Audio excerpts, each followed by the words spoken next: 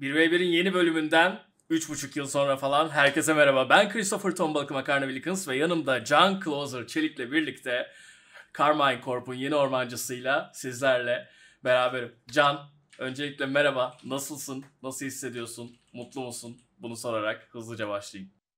İyiyim abi. Birazcık boş geçirdim bu geçtiğimiz 6 ayı falan ama şu an bir LEC takımıyla anlaştım. Genel olarak da mutluyum. Aynı devam ediyorum. Bir sorunum yok. Direkt hem attığım Twitter'dan gelen sorular hem de ben aralara birkaç tane soru ekledim. Bunları sorarak başlayalım. İzleyiciler için de başta bir hemen bilgi vermiş olayım. Toplamda 24 tane soru var. Videoda da zaten bunları zamanlı olarak işaretledim. Oradan direkt olarak istiyorsanız merak ettiğiniz soruya da geçiş yapabilirsiniz. Ve ilk soruyla başlıyorum Can. Başlayacağım ilk soruyu Eyshandra Lol sormuş. Neden Amerika'da devam etmedin? Teklif mi gelmedi yoksa Avrupa'yı daha mı çok istedin? Ya aslında şimdi şöyle bir şey var. TCL'le ilk oynadığımda da böyle bir şampiyon olunca, MVP olunca falan her şeyi kazanınca bir boşlukta gibi değil de böyle görevimi tamamlamış hissettim aslında. Yani Amerika şimdi insanlar ilk duyunca hiç gitmedikleri için o bu kadar çok iyi falan niye döndü diye düşünüyordu. Yani bayağı uzun bir süre kaldım orada. 4,5 sene gibi bir süre orada yaşadım. Orada şampiyon oldum. Orada yine finalde MVP oldum. Ve onları yaşadıktan sonra finallerde de oynadıktan sonra aslında orada da bir tık görevimi tamamlamış hissettim.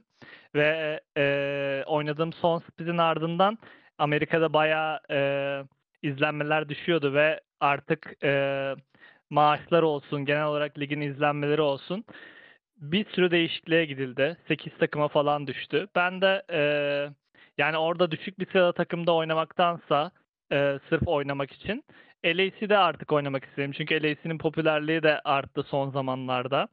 Eee Prestijli bir lig olarak bakılıyor. Eskiden ilk gittiğimde LCS ve LEC aslında aynı şeydeydi. Hatta Amerika falan birazcık daha böyle havalı mı diyeyim artık prestijli bir lig olarak bakılıyordu. Ama zamanla yıldız oyuncuların bırakmasıyla da olsun, genel olarak Avrupa prodüksiyonunun daha iyi olmasından da olsun, LEC birazcık yükseldi. Ben de aynı şekilde yani doğal olarak artık LCS'den sonra LEC takımında oynamak istedim. Bu şekilde gelişti olaylar. Peki geçiyorum ikinci soruya.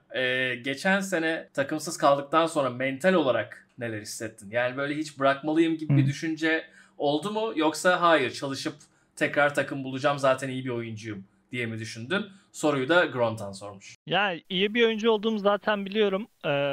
Solo queue'da veya şeyde olarak direkt bırakmak aklımdan geçmedi. Tek soru boş mu kalmalıyım yoksa bir EMEA Masters takımıyla mı imzalamalıyım veya kötü bir takımla mı imzalamalıyım? Sırf para kazanmak için oynamalı mıyım? Modunu düşünmem gerekiyordu. Yani sırf para kazanmak için oynamak bana pek doğru gelmedi. Öyle bir hiç öyle bir mentalitem olmadı yani. Kariyerimde de full kararları verirken böyle bir para kazanayım modu olmadı. Hatta oynadığım son LCS şeyinde bizim main kadromuzu dağıldıktan sonra Bjergsen ve WS'li kadroyla oynamak için ben daha düşük bir miktar teklif şeyi kabul ettim aslında. Sırf o kadroyla oynamak için. Ya çünkü şöyle düşünün. Bu oyuna zamanında başlayan herkes o efsane isimlerle oynamak istemiştir yani. O yüzden bu elimdeki bu şeyi kaçırmak istemedim zamanında. Her ne kadar mesela şu an geriye bakılınca güzel bir yıl geçmedi. Hatta ben öyle bir durumu kabul etmişken Bjergsen ilk split'ten sonra emekli oldu. Oyunu bıraktı. Hiç İngilizce konuşmayan bir Koreli falan aldık. Yani bakılınca berbat bir yıl olarak gözüküyor ama ben hiç böyle bir pişmanlık duymuyorum hayatta genellikle. Nedense her şeyden bir ders çıkarmayı biliyorum. O da benim zamanında öyle seçtiğim bir karardı ve onu öyle kabul ediyorum. Ondan öğrendiğim şeyler oldu. O yüzden bu boş geçirdiğim zamanda da sırf para kazanmak için bir ligde oynamak istemedim. Sadece ya daha iyi bir şeyler yapmak istiyorum. EMEA Masters'ı veya TCL'i veya başka bir LFL ligini kazanınca bilmiyorum LCS'den sonra sanki biraz daha aşağı düşüyormuşsun gibime geliyor. O yüzden ben dedim bu süre yayın açayım. Kendimi biraz geliştireyim. Hayatta ne bileyim bir spora falan başladım. Dedim spor yapayım. Daha güzel şeyler yapmaya çalıştım ve imkan olduğunda da doğru zaman geldiğinde de geri döneceğimi biliyordum. O yüzden böyle değerlendirdim. Peki aslında senin söylediğin şeyle alakalı olan bir soru sorayım. Russell Luxford sormuş bu soruyu. Quid onunla oynarken çok eksik gözüküyordu ama bu sene çok daha gelişmiş göründü. Ya da hep iyiydi de uyum problemi mi yaşıyordunuz Quid'le diye bir sorusu var. Quid hep iyiydi aslında. Çünkü solo queue'da veya scrimlerde ne kadar yetenekli bir oyuncu olduğunu görüyorduk ama şöyle düşünün. Bize geldiğinde yanlış hatırlamıyorsam 18-19 yaşındaydı. Ya bayağı küçüktü. İlk kez Kore'den Amerika'ya geliyor. İlk kez büyük bir ligde oynayacak. İlk splitinde İngilizce de bilmiyorken aslında uyum sağlaması çok zor.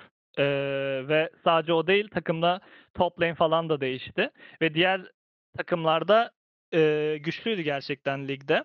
O yüzden ilk split'inde o kadar uyum sağlaması zordu. Ya zaten ikinci split başka bir yol izlemelerinin nedeniyle River alındı takıma. O da Koreli bir jungle ve büyük ihtimalle Korece konuşuyorlar mid jungle'lar arasında. O yüzden Quid performansı arttı ama yetenekli bir oyuncu olduğunu biliyordum zaten. Az önce şeyden bahsettin. Hani MIA'ya gidip de daha düşük bir lige gidip de para için oynamak istemedim dedin. Hı hı. Sezon başında Supermassive'in teklifini reddettiği söylentisi doğru mu? Öyleyse bu kararın sebebi neydi diye sormuş Alperen Küek. Direkt takım ismi vermeyeyim ama konuştuğum takımlar oldu. Türk takımları da. Karmin Corp'un da zamanında akademi takımıyla ilgili konuştum. Zaten oradan bir iletişimimiz var Casey ile.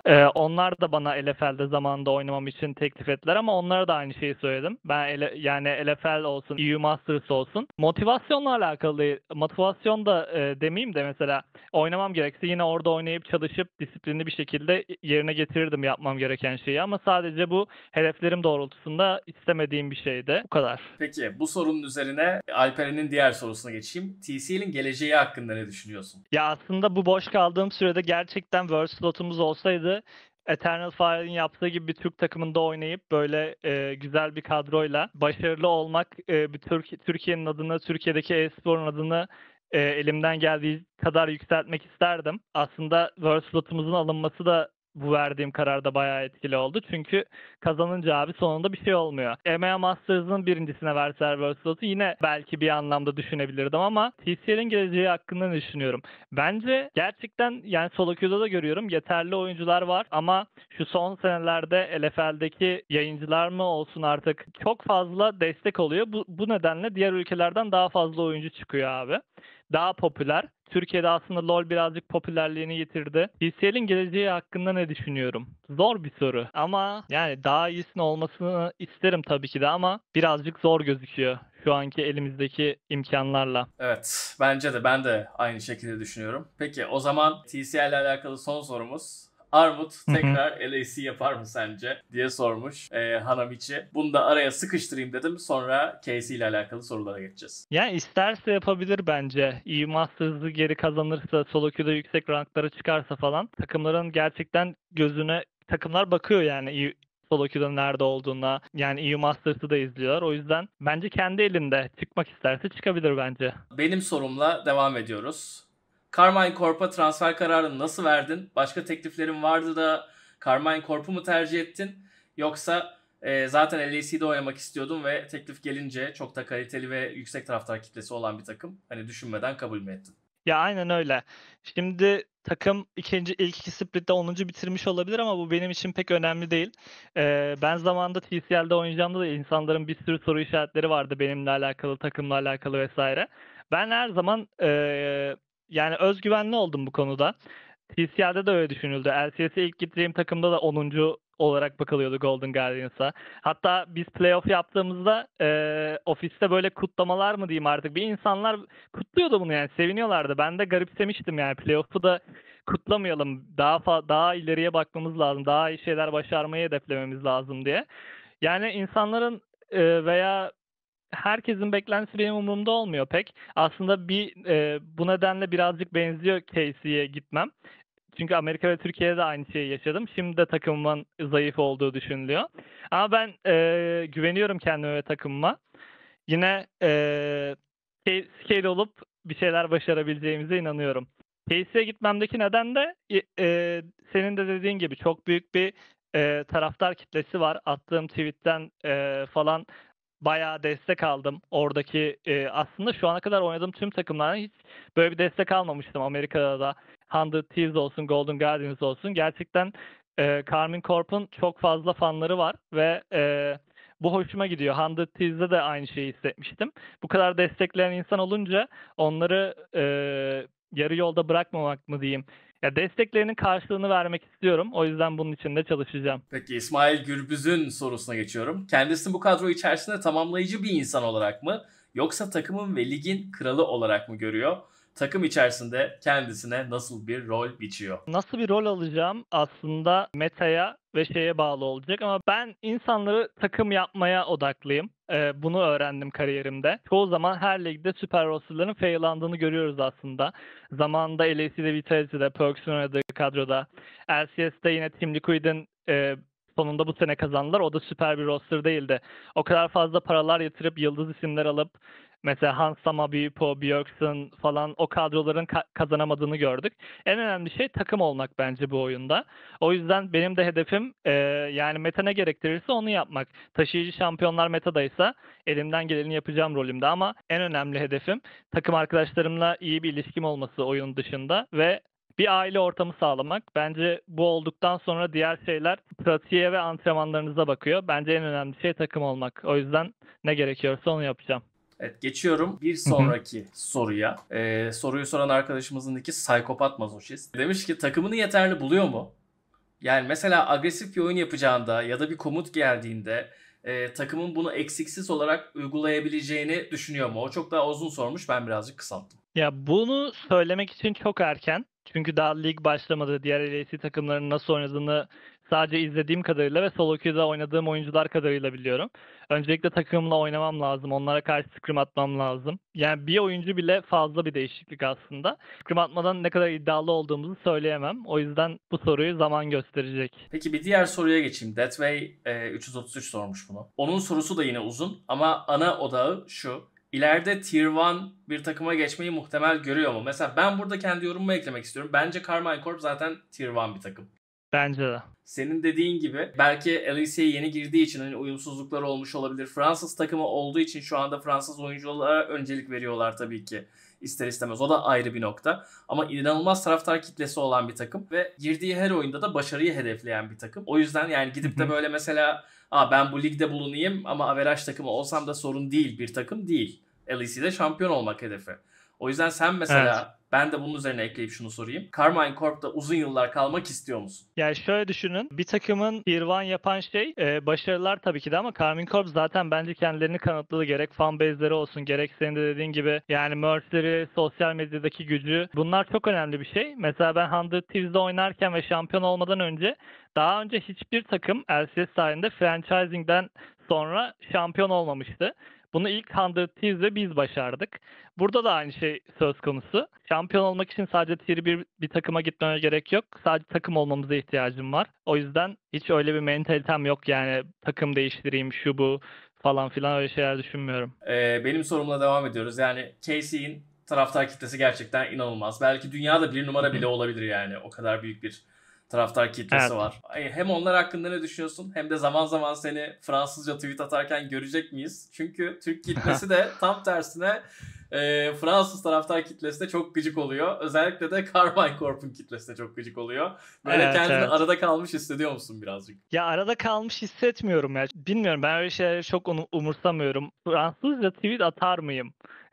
Bilmiyorum. Ama İngilizce yayın yapacağım arada sırada. Çünkü mesela benim de izlediğim sporlarda takip ettiğim insanlar var. Onlar benim konuşmadığım bir dili konuşsalardı o kadar iyi onlarla yani bilmiyorum contentlerini izleyemezdim. Onlarla yakınlık kuramazdım. Onları rahat takip edemezdim.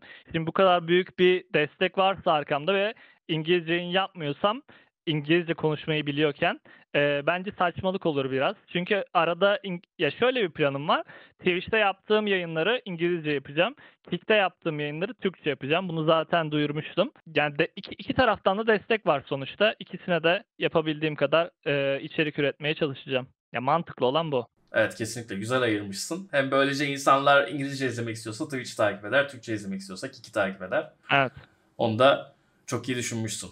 Aka Trash sormuş. Kendini Bo ile kıyaslar mısın? Sence hani onun yerini doldurabilirim gibi mi düşünüyorsun, yoksa Casey'yi ondan çok daha iyi yere taşırım diye mi düşünüyorsun? Ben ikincisi olduğunu düşünüyorum. Her oyuncu birbirinden farklı aslında.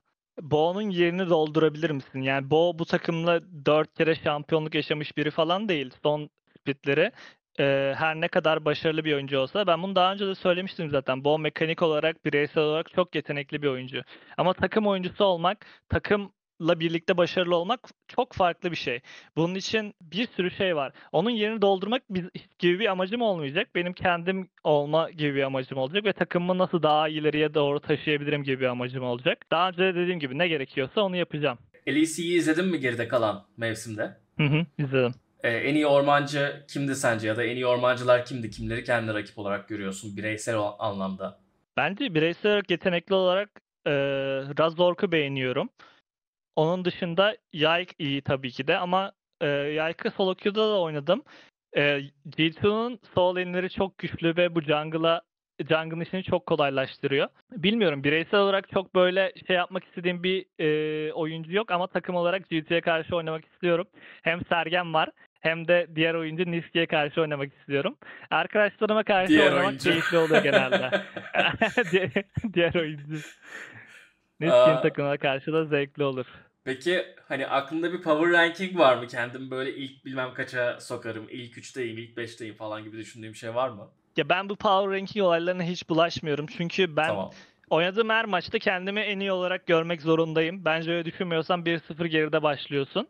O yüzden yani zamanında LCS'de beni nelere koyuyorlardı power ranking'de, ne olduğunu gördük. O Aynen yüzden öyle. pek düşünmüyorum. Kendim de yapmıyorum. Sadece kendime odaklanıyorum yani. Çok güzel bir soru gelmiş Fellow Villain'dan. Orman rolünü ne kadar etkili buluyor? LCS şampiyonluğundan sonraki orman değişiklikleri sence ormancıların faydasına mı oldu, yoksa zararına mı? Hatta ben de ufak bir şey ekleyeyim. Senin oyun tarzına faydası mı oldu, zararı mı? Şampiyonluktan sonraki değişiklikleri mi Evet. sormuş? Ha. Ya aslında Ve şu anki halini de şamp- değerlendirebilirsin. şampiyonlukta tabii ki de ben bayağı parladım, yani iyi bir performans gösterdim. Meta da buna yardım etti. Ama ben gerçekten şampiyonluğun takım olmaktan ibaret olduğunu düşünüyorum. O gün o bulunduğumuz takımla, o kurduğumuz sinerjiyle meta ne olursa olsun şampiyon olacaktık bence. Ondan sonraki değişimler birazcık etkiledi tabii. Viego ve Lee'sin benim favori karakterlerim o şeylerden de. O yüzden birazcık daha carry şampiyonların zayıflaması, XP'lerin değiştirilmesi falan jungle rolünün bireysel olarak azalttı ve takım olmaya itiyor aslında herkesi. O yüzden bilmiyorum, hiç böyle oturup düşünmedim bunu aslında. Ama ya ben onlara çok takmıyorum, ne güçlü ne değil. Orman rolü, yani canavarları kestiğinizden map'i izleyebiliyorsunuz abi, tüm map'i. Ne olup ne bittiğini görebiliyorsunuz bence. Çok fazla zamanınız oluyor. O yüzden her türlü oyuna çok fazla etkiniz oluyor, özellikle takım oyununda. O yüzden yine de güçlü buluyorum. Ya tamamen utility şampiyonlar oynasan da tamam mı senin için? Yani öyle bir meta geldi ki yine, hani eskiden örnek veriyorum Taric Jungle Hı oluyordu ve hı. mid lane'de support oynuyordu Taric Jungle falan. Hani Evet. öyle bir meta bile gelse okey mi Ya senin için? çok çok kötü olur abi. Yani Berbat bir metaydı bu arada. carry şampiyon oynamanın zevki bir başka. O yüzden hatta bir meta var, böyle Udyr Hecarim alıp sadece full clear atıp map'te dolaşıyordum falan. O meta gelirse hoş olmaz açıkçası. Çünkü o meta geldiğinde ne kadar iyi olduğu pek önemli değildi. Anlıyorum. Sen kısacası aslında sen zaten yetenekli bir oyuncusun ve bu yeteneklerinle takımına carry olarak katkı sağlamak istiyorsun. Aynen öyle, aynen öyle. Şimdi şunu sorayım. İlk kez LEC'de ve Avrupa seyircisi karşısında oynayacaksın. Hatta sahne de Hı hı. yenileniyor Avrupa'da. Evet. Yani heyecanlı mısın bu konuda? Onu sormuş olayım. Çünkü ben şahsen, birçok e-spor takipçisi de öyledir, seni Avrupa'da görmeyi bekliyorduk. Çünkü Türk bir oyuncuyu daha çok Hı Avrupa'da hı. görmeyi bekliyorsun, ama daha hani kariyerinin bu aşamasında daha yeni Avrupa'ya gidiyorsun. O yüzden sende de bir Evet. heyecan var mı? Bende var mesela. Ya heyecanlıyım kesinlikle. O heyecandan ben gerçekten o 3. kupayı istiyorum. Zaten beklememin sebebi de buydu. LEC'yi kazanmak istiyorum. O yüzden ne kadar sürerse, elimden ne gerekiyorsa gerçekten bunu yapacağım. Bu benim hedeflerimden biri. Bu heyecanı yok böyle. Elim titreyecek gibi bir heyecan yok ama hevesliyim daha fazla. Hayatla alakalı sorulara artık son sorulara yaklaştık. En sonunda da bir Tamam. soru daha ekleyeceğim. Bedo Erol sormuş. İlk e-sporcu olmak istediğinde aileni nasıl ikna etmiştin? Bir tane video vardı. Hatırlar mısınız? Ben geçen bunu yayında izletmiştim. Naruto'nun annesi falan konuşuyor. Trial Banre değil Detillion Tyrese mıydı? miydi? Yok. Tyrese, Tyrese Tyrese, Tyrese. baba ben 5.000 lira mı E-sporcu, kazandım? evet, öyle bir şeydi. Bilmem Öyle bir kaç bin lira muhabbet kazandım. vardı. Ya ben bayağı küçüktüm. O zamanlar daha amatör takımında bile oynuyor muydum bilmiyorum ama bunu aileme izletmiştim. Bakın böyle bir şey var. Ben zaten oyun oynuyorum sabahtan akşama kadar. Bununla ilgileneceğim falan diye. Öyle bir konuyu açmıştım. Ama onun üzerinden çok fazla zaman geçti tabii ki. Ya üniversite sınavına falan hazırlanıyordum aslında. O zamanlar e-spor bursu tarzı bir şey vardı. O şekilde ikna etmiştim annemi. Ben bir yandan okulu götüreceğim, bir yandan oynayacağım tarzı. Tabii ki de okul yalan oldu sonradan. Ama bu şekilde bir ikna ettim. Ondan sonra da ailem ya sağ olsun annem ne istersem hayatta yapmamı istedi. Ona destek olacağını söyledi. O yüzden ben de hobimin peşinden koştum yani. Peki Türkiye'de şu anda kasan oyunculara e-sporcu olmalarını tavsiye eder misin? Şu anki Hmm. haliyle e-sporun Türkiye'deki. Bence bir işte başarılı olman için onu gerçekten sevmen gerekiyor. Çünkü tüm zamanını ayırman gerekecek. Onu iş olarak görmemen gerekecek. Ben zamanında e-sporcu olmak istediğim için e-sporcu olmadım. Bu gerçekten hoşuma gitti. Kazanmak istedim, oyunu iyi oynamak istedim, belki de ünlü olmak istedim. Bu yüzden e-sporcu oldum. Ama ben başkası bana git e-sporcu ol deseydi, hiçbir şey bilmiyorken veya oyunu random oynuyorken e-sporcu olabileceğimi düşünmüyorum. O yüzden şimdi ben e-sporcu olun desem size yanlış olur bence. Olmak istiyorsanız, gerçekten olmak istiyorsanız zaten kimsenin ne dediğine pek bakmayacaksınız. O yüzden bence hobilerinizin peşinden gidin yani. Ne yapmak istiyorsanız onu yapın. Yine çok iyi bir cevap. Hasan Gürle sormuş. Antalya'yı bırakıp Berlin'e yerleşmek sence nasıl olacak? Hatta şeyi de ekleyelim. Amerika'da yaşamak nasıldı? Onunla da bir kıyaslarsan.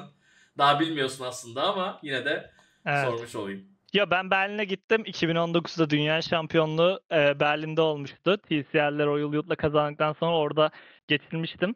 Ya açıkçası ben Amerika'ya ilk gittiğimde de çok küçük yaşımdaydım. Aslında neyle karşı karşıya kalacağımdan pek haberim yoktu. Çünkü özellikle ilk oraya gittikten çok kısa bir süre sonra pandemi falan başladı. Bayağı sıkıntılı bir durumun içinde kaldım. Vizemden dolayı falan geri dönemem diye 2 yıl falan geri gelemedim Türkiye'ye. Ailemi göremedim. Zamanında pek farkında değildim aslında yaptığım şeylerden. Ama bilmiyorum, benim için nerede yaşadığımın pek bir önemi yok. Amerika gayet güzeldi. Ama Türkiye'ye dönerken de böyle bir pişmanlık yaşamadım. Lan Amerika'yı bırakıyorum, İşte herkesin hayali böyle şöyle diye pek düşünmedim. O yüzden Berlin'de yaşayacağım ama nerede yaşadığımın pek bir önemi yok. Benim bir hedefim var, LEC şampiyonluğu. O da Berlin'de oynanan bir şey. O yüzden orada yaşayacağım. Samet'in sorularına geçiyorum. Daha kaç yıl profesyonel kariyerini sürdürmeyi düşünüyor ve oyunculuğu bırakınca ne yapmayı planlıyor? Hmm. Zor bir soru. Oyunculuğu bırakınca ne yapmayı planlıyorum? Ya bunu aslında birkaç yıl önce sorsaydınız bana, yayıncı olmak ister misin diye e-sporu bırakınca büyük ihtimalle hayır derdim. Niye? Çünkü yayın yapıyorum aslında. Hoşuma da gidiyor ama yayıncı olmak ister misin? Birkaç yıl sonrasında şu an belki evet gibi bir cevap verebilirim. Koçluğa da aynı şekilde. Şu an bana sorsanız koç olmak ister misin diye şu an hayır diyorum. Çünkü yapmak istediğim bir şey olacak gibi gelmiyor aklımda. Ne yaparım bilmiyorum. Kaç yaşına kadar oynamak istiyorum? Şu an 25 yaşındayım. Faker Worlds'ü kazandı 27 yaşında. Çok iyi oynadı bireysel olarak. Belki de en iyi middi veya en iyilerden biriydi turnuvada performans olarak. O yüzden ben bu işten zevk aldığım sürece, e, yapmak istediğim şeyler olduğu sürece oynamaya devam edeceğim. Ondan sonra da oynamam yani. Peki biraz geçmişe gideyim. Biraz ben böyle muhabbet tadında devam ettirelim sana Tamam. da okeyse. Abi ne yanlış gitti 100 Thieves'de o Bjorkstrand'li Double Lift'li kadroda? Söylemek istersen. Hmm, ne yanlış gitti? Ya aslında ilk splitimizde zordu abi. Bjorksen ve Davis gerçekten yetenekli isimler, büyük isimler. Ama 2 tane rookie vardı. Tennessee ve Busio ilk kez oynayacaktı ligde. İlk splitimizde başarılı bir takım olmak kolay değil. Golden Guardians'a karşı kaybettik 5. maçta, playoffs'ta. Ve Infernal Soul'umuz vardı. İyi hatırlıyorum o maçı. Kazanmamız gereken bir maçtı. Golden Guardians finale kadar gitti. Hatta finali de kazanacaktı neredeyse. Düşününce o imza attığım kadroyla finale kadar çıkan bir takıma karşı mücadele ettik. Belki daha fazla zamanımız da olsaydı daha iyi olabilirdi. Ve ilk split'ten sonra Bjorksen emekli oldu. Yeni mid lane geldi. Top lane değişti. Mid lane'imiz ilk kez İngilizce konuşmaya başladı. Yeni bir dili konuşmaya başladı. Öğrenme süreci falan başladı. Yani zamanımız olmaması bence tek sorunlardan biriydi. Zaman yoktu. Peki her zaman böyle Amerika'da artık çok yaygınlaşmış bir meme vardı. TSM zamanı. Björksen ve 4 tane totem diye. Evet. Sence onunla oynamak öyle miydi yoksa 100 Thieves'e geldiği zaman bu iş değişmiş miydi? Yok ya, hiç öyle bir oyuncu değildi. Bjorksen gerçekten hem insan olarak oyun dışında hem de oyun içinde çok sevdiğim bir takım arkadaşlarımdan biriydi. Dediğim gibi belki 6 ay takımsız geçirmeyecektim. Belki şu an çok daha iyi yerlerde olacaktım. Orasını bilemeyiz ama bu kararı verdiğim için mutluyum. Bjorksen gerçekten tanımak istediğim, birlikte oynamak istediğim, arkadaş olarak da olsun çok iyi bir insandı. O yüzden onunla ilgili bir problemim olmadı. Bunu eminim Türkiye espor takipçileri de çok merak ediyordur. İleride böyle bir Türk süper takımı kurulsa ve LEC'de slotu olsa o takımın. Sallıyorum işte Broken Blade, sen Niski salladım. Öyle bir takım olsa o takımda oynamayı özellikle tercih eder misin? Kesinlikle. Kesinlikle. Yani şu ana kadar hiç para umurumda olmadı. Eğer bir Türk takımı LEC'ye geliyorsa yıldız kadro olmasına da gerek yok büyük ihtimalle. Orada oynamak isterim yani. Bir Türk takımının başarılı olmasını o kadar büyük bir sahnede, ondan sonra bir de Worlds var tabii. Kesinlikle bunun bir parçası olmak isterim. EMEA Masters'ı takip ediyor musun peki? Hafif bakıyorum, hafif. Çok Hafif. çok değil. Her maçı izlemiyorum. Tamam. Türk takımlarının şansını yüksek görüyor musun? Türk takımlarının. Ya bilmiyorum. Yani Sup birinci O oldu. kadar. Beşiktaş ikinci Evet. oldu. Boostgate'de play-in'den çıktı. Ama Aha. yani bence evet Sup ve Beşiktaş fena değil. Bir şansları var ama Avrupa liglerinin akademileri bence çok daha fazla gelişti bize oranla. Ben öyle hissediyorum. Avrupa liglerinin akademileri, ona katılıyorum. Bence daha fazla geliştiler. Onların oyuncuları solo queue'da oyunlarıma geliyor, iyi oynuyorlar. Ama takım olarak gerçekten ligi izlemediğim için, full takip etmediğim için bir şey diyemem ama umarım başarılı olurlar. O zaman çok teşekkür ediyorum. Senin son olarak eklemek istediğin bir şey var mı Türk taraftarlara? Carmine Corp'la alakalı çok fazla önyargılı olmamaları konusunda falan. Belki bir şey Abi dersin. yıl olmuş 2024. Böyle şeylere takılmayın. Desteklemek istediğiniz takımı, desteklemek istediğiniz oyuncuyu destekleyin. Beni de desteklerseniz gerçekten mutlu olurum. Zaten desteklediler abi bu tüm süreçte, takımsız olduğum süreçte, ilk başladığımda da Amerika'dayken de. Onlar için özellikle teşekkür ederim. Sana da teşekkür ederim. Güzel oldu. Böyle uzun zamandır ben de röportaj tarzı bir şey yapmamıştım. Umarım insanların da soruları giderilmiştir.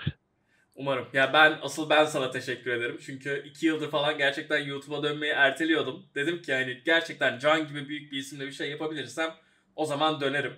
Ve sen de bunu kabul ettin. Çok teşekkür ederim. Hem de çok hype'lı olduğum bir dönemde kabul ettin.